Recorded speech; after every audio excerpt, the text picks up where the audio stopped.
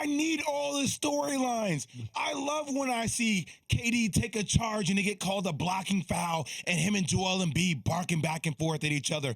I love when I see Seth Curry married to Doc Rivers' daughter, Callie Rivers, and now he's giving the snarl look. Yeah, I'm dropping 20 plus on you guys because you traded me. I love when I see Kyrie Irving, the assassin out there, dancing on James Harden. And where is James Harden in big games? What is going on? I just think this is Blockbuster TV. Okay. And now what I love, Freddie, yeah, I got out of my chair. I'm hyped about it because it's about damn time we get this kind of venom in basketball. Key, when we were growing up, you would go to the park. Sometimes you'll get in a fight at the park. You had a dude you didn't rock with. I don't like that dude. I'm going to keep his tail off the court. Yeah, you lost. Stand here on the sideline and wait 30 minutes to play.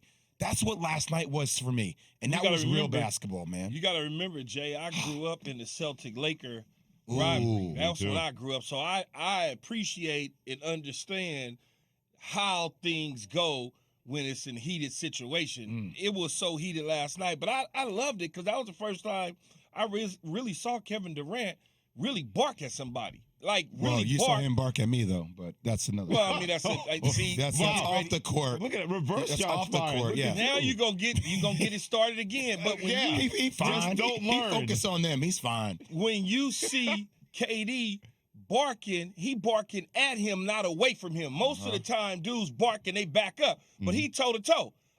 You outweigh me by 100 pounds, but I ain't even worried about it. You ain't gonna scare me with the big talk or nothing like that. I'm gonna show you why I'm KD and I'm the world's best. One of the things about that I saw last night that was really evident, not just Kevin Durant, not just Kyrie Irving, not just Seth Curry, everybody on the Brooklyn Nets side took that personal. The coaching staff, it was just a different feel from that basketball team. And yeah, all the pomp and circumstance with the whole Ben Simmons thing returning, not playing, being on the bench. It was of Kevin Durant and Kyrie Irving. Everybody said, you know, enough's enough. When are we going to stand up for something or fall for anything? And I don't know what's going to look like for the Brooklyn Nets from this point on, but if they are able to go on and get to the NBA Finals or win an NBA championship, I wonder how much all of us are going to go back to last night and circle that and say, yep, maybe that's when the Brooklyn Nets became the Brooklyn Nets, Key and Jay. Jay, let me ask you this, though, because I don't subscribe to this because it's just not in my DNA as a football player. Like, when I show up. I don't show up one week and then don't show up the next. I showed up every single week. What is it with James Harden? 3 of 17 shooting, 0 for 10 on 2-point. I mean, like, what is the issue? But I don't know what the issue is, but it's a very apparent. I mean, we saw this on the halftime show the guys talking about last night. I've seen it in Western Conference Finals games. I've seen it during the playoffs. It's something about big games. And that's what I said before. You know, one of my biggest takeaways, with the exception of Chicago, and Key, I'm starting to, even though I'm a Chicago Bulls fan, I feel like they missed an opportunity at the trade deadline to become a lot better. Yeah. But, like, when you see James give up those big numbers, you're like, well, hold on a second, man. Like, that's against Minnesota. Like, and I respect Minnesota. They're going to make the playoffs, but towards the bottom end. That's against the New York Knicks. They are playing better, but still, meaningless games. Games that mean something. That's where you're ready to see James Harden take that next step and own that moment. And that's going to be a huge question for the 76ers. And you know what else they're missing? They're missing shooting, man. Like, they're missing all this stuff, like guys knocking down shots from the outside because JWill and James draw so much attention. Yeah, and Curry is now with the Nets, so that's not going to help him out one bit. But when you look at it, James Harden is going to come under this criticism because, as I said yesterday, they acquired him to win a championship. They didn't acquire him to go to the playoffs the next year and the year after. Same thing with KD, Ben Simmons, and Kyrie Irving. The Nets didn't go out and get Ben Simmons and sign KD and Kyrie 2 years ago to win a championship 3 years from now. They trying to get it done yesterday.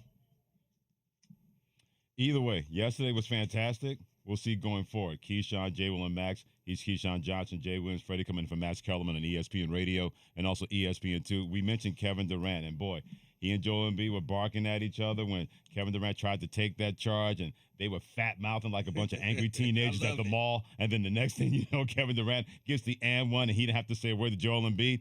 Check out what he talked about not just about the pomp and circumstance of Ben Simmons, but making sure that the game did a lot of speaking for the Brooklyn Nets.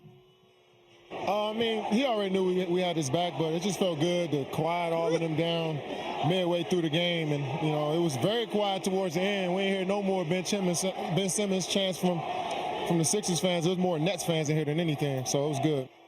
Man, I wish I could have been in that arena. Man, I'm trying to tell you, last night during the third quarter, I'm watching KD at the free throw line. Man, he had yanked Tobias Harris so hard. Ooh. Oh, and the visual of him just anyway, he's at the free throw line, and you're hearing chants inside the Wells Fargo Arena saying MVP, MVP. And the 76ers fans tried to drown it out, but they couldn't. And I give them some credit because we knew there were going to be a lot of single shots of Ben Simmons throughout the whole game. My man was just cool, calm, and collective. Even when they were up 20, you didn't see him talk no trash. You didn't see him flex. He had smiles. He was dapping up his teammates.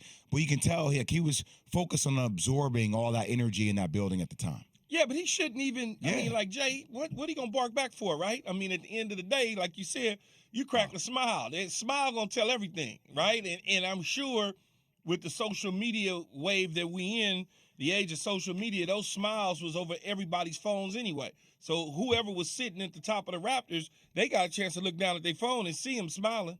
Yeah, and Freddie, I just want to add one last thing before I know we're about to go to break, is that I am not sure that the Nets are going to get there. Key? Why? Key, they're 5 games behind Cleveland for 6. Okay. Yeah. They're 8th right now. They're 2.5 games behind Toronto.